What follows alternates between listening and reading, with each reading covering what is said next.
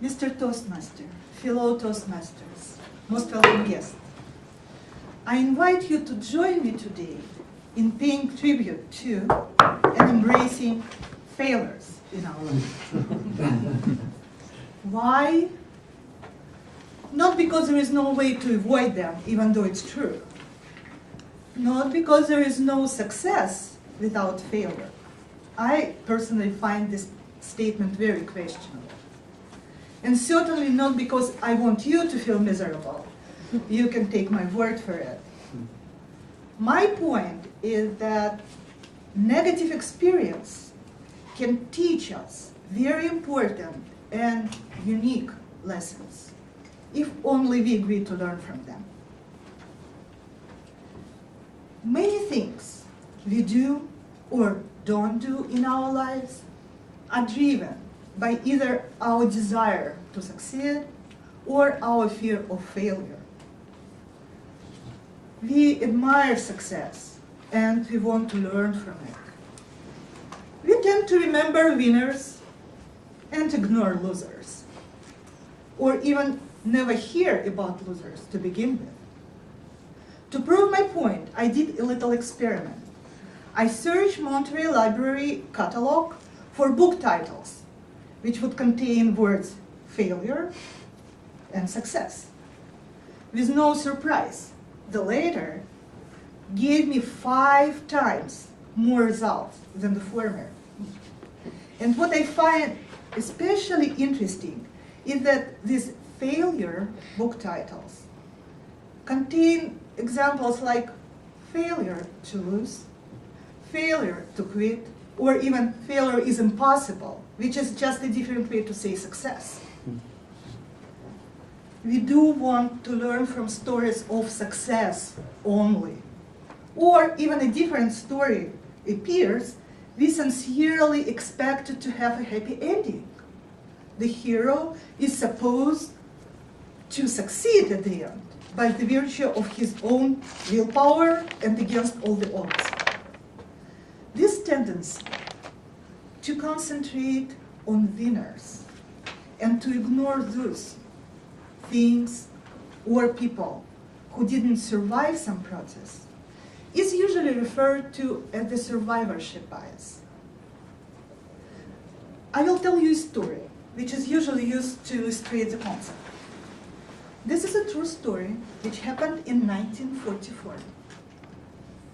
Let's go back 70 years in time.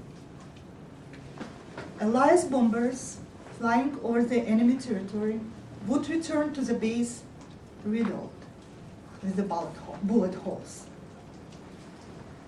To improve the odds for the aircraft crews to return home alive, the Great Britain Air Force Minister decided to reinforce aircrafts. But you cannot reinforce the whole plane without making it possible to fly. That's why they decided to find location on the planes which were most vulnerable to the enemy fire. What they did, they actually prepared a chart, a scheme. They take locations for every bullet hole on every return aircraft and combine it on a single paper, on a single chart. That's what they got. That's how I drew airplane. That's an airplane. The red dots are the bullet holes. And this yellow, as you see, they actually cover almost the whole airplane except 2 rather small areas, which are marked with yellow. So the decision which was about to be made was to put this heavy armor plating onto airplane extremities. And they actually were about to make a big mistake. Luckily, they had a skilled statistician on their crew, on their team. His name was Abraham Wald. What he suggested was to put this plating onto these particular clear locations only. This wasn't expected.